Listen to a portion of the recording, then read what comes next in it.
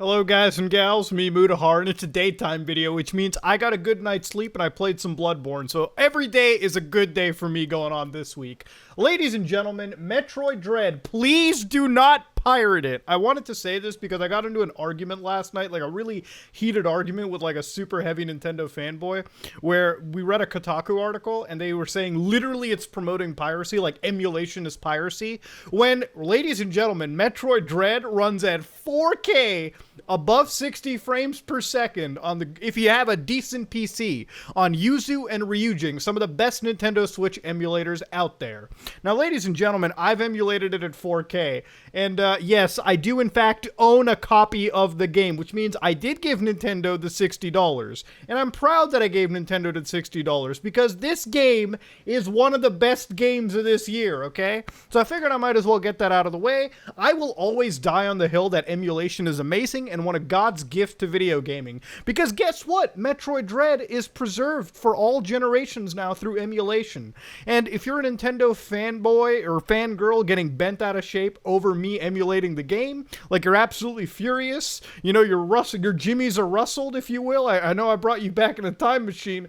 There's some grass out there. Go lose your virginity to it, because ladies and gentlemen, you goddamn need it if you're getting bent out of shape.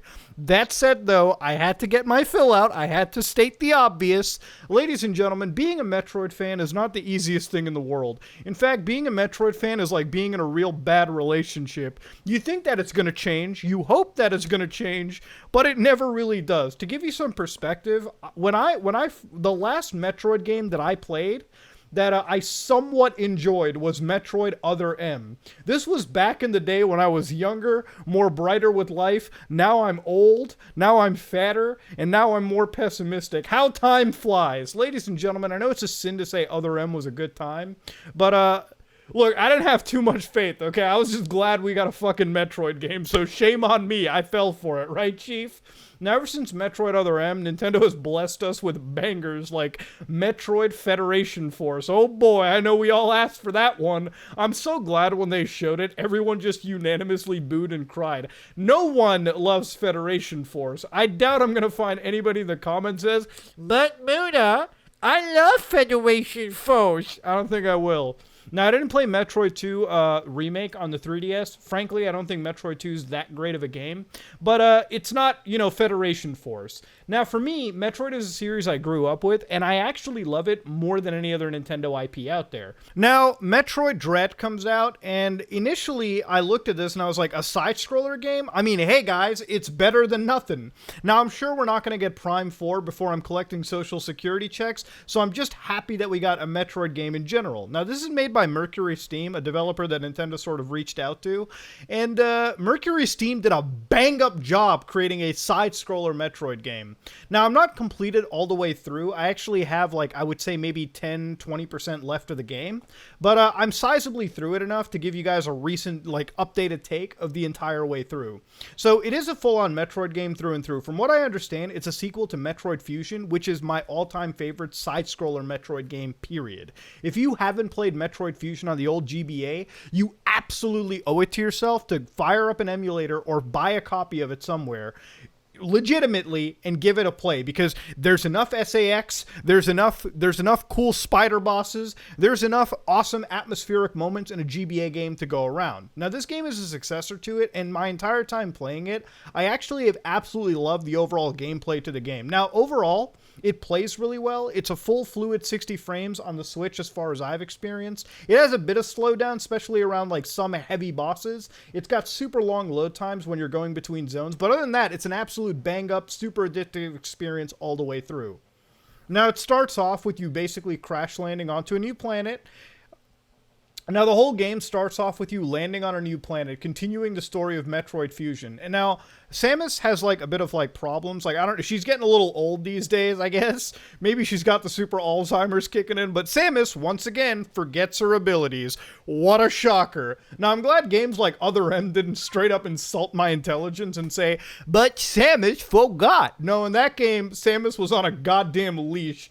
Adam was basically saying, "You ain't allowed to use power missiles until I say so on the bottle ship, baby." ladies and gentlemen, in Metroid Dread, you basically do forget all your abilities, so it's back to task with basically finding your abilities in the random map, alright? So yes, Metroid Dread involves you going to a planet, getting your abilities back and through over and over again. And it is about as Metroid as you can expect. They introduced some new gameplay features like parrying, which is actually really easy. Like, the game straight up telegraphs to you. Don't get me wrong, this is the hardest Metroid, like, Nintendo game released recently. I'm not gonna say it's like the Dark Souls of Nintendo games, but like, there's moments in this game where it like pushes my shit in a little bit. Like, no doubt, like, the boss battles in this are definitely a little difficult. I mean, you'd end up figuring out a pattern after you die like 3 or 4 times. But your parry timings better be on point. You better be, like, really putting your all into the game. I'm glad that Metroid, like, you know, the developers behind it didn't, like, you know, screw off and make, like, an easy mode. Like, it's definitely a challenging Metroid. Good on them. You also get these traversal abilities where, like, this is sort of the new thing with Dread where you can, like, warp back and forth and go invisible. So you're going to have to actually use some of those abilities in the middle of these battles. Some of the hardest stuff that I've ever had to deal with is this one guy that just has the fastest moveset imaginable. But like I said earlier, once you die like 400 or 500 times, you'll figure out like, oh, that's the moveset, and then you'll immediately overtake them. So it's difficult, but it really requires you to learn. So if you die, it's totally on you. So Metroid actually does pose some challenge to you. Like, there's a whole parry system involved into it. So you basically have to wait for the enemies to flash white. You basically hit Y. Samus uses a melee attack, which stops them. And as long as you follow it up quickly with a firing attack, you can basically one-hit any enemy that comes to you. There's a good amount of enemy variety, and the bosses actually are really, really good. Like, at the end of the day, I thought that I was basically going to play against baby bosses with a new... with basically where Nintendo's, like, direction is headed now, as more of a family-friendly company, but I'm proud to say that Metroid Dread does not skimp on bosses. Like, the moment I fought Kraid, I know, spoilers, but y'all know that you were gonna fight Kraid in a Metroid game, okay? Let's not pretend otherwise. The game will absolutely fuck your shit up, and I'm not saying that lightly. Kraid will literally land down and absolutely decimate you until, of course, you learn the movesets and patterns. Metroid Dread's, like, super big, like, reveal is, like, in the game, they have these new enemies called Emmys, which are basically these invincible robots, right? So throughout the game, you go to these like weird areas, like these weird locations where Emmys roam. So they're literally roaming around these places, and you have to basically hide from them. So you remember the SAX from Metroid Fusion, how you have to hide from that? Yeah, think about multiple locations in the game where you have to hide from newer enemies. And the more you progress in, the harder and the faster they end up becoming. So eventually the general idea is you get a few abilities, you go back to these zones, and you work all your way through until you get to this Omega like Metroid being. You harness energy from it, and then you're in like this chase sequence where basically you get enough distance from this character, you basically shoot it with a beam to reduce its armor, and then you fire a large charge shot at its head. That's the only way to kill these things. And during the chase, if they ever capture you, ladies and gentlemen, you have the shortest parry window imaginable. Like, if you don't hit like the parry button the moment, the fucking frame you're allowed to, they will immediately kill you. Now, there's like really no sense to dying. The game has a really generous autosave, so it's not like the game's gonna punish you like Metroid Fusion back in the day. Remember the spider boss in Metroid Fusion and you kept dying to it? That like long chase back in? Yeah, there's not really any of that in Metroid like a Dread. Like, other than that, the game is very welcoming to newer players. But at the same time, there's still a level of difficulty you gotta overcome. Like Metroid, there's always collectibles, like you gotta get energy tanks and missile upgrades, obviously, but there's a real nice, like, deal with the game where, like, you constantly go to these new locations, and because you're on the Nintendo Switch and much more updated hardware, they're actually rendered pretty good. Every location has a uniqueness to it. Like, there's an awesome lava section, and then there's a cool, like, research facility that's just completely demolished in water, and then there's actually more lore you get into. So yeah, I really don't have anything other than praises to say about Metroid Dread. It might be one of the best games released this year, and I'm actually glad to say that one of the best games released this year is in fact a Metroid game.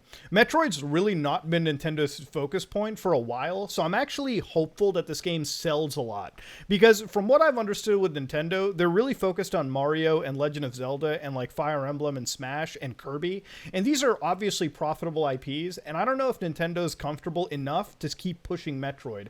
Because literally this is one of the most most difficult, like, Switch games, like, right now. At least one of the most difficult Nintendo IPs. And I hope that they actually know there's a market for it. Like, yes, you do have fans that are adults. You do have fans that can actually handle a difficult game every once in a while, Nintendo. Don't freak out. So I'm hoping that Nintendo takes this and keeps developing the Metroid formula. And I honestly hope, because of Dread, we actually have something about Metroid Prime 4 down the line, okay? Ladies and gentlemen, Metroid Dread might be one of the best Nintendo games out there, and I'm proud to say that, at least all the way through it, it's completely hooked me in every capacity. So yeah, ladies and gentlemen, that's all I really have to say on it. Metroid Dread is a good time. Don't pirate it. Give it your $60. Give it a try. That's really all I have to say. Ladies and gentlemen, this is me, Mutahar, and if you like what you saw, please like, comment, and subscribe. Dislike it if you dislike it. I am out.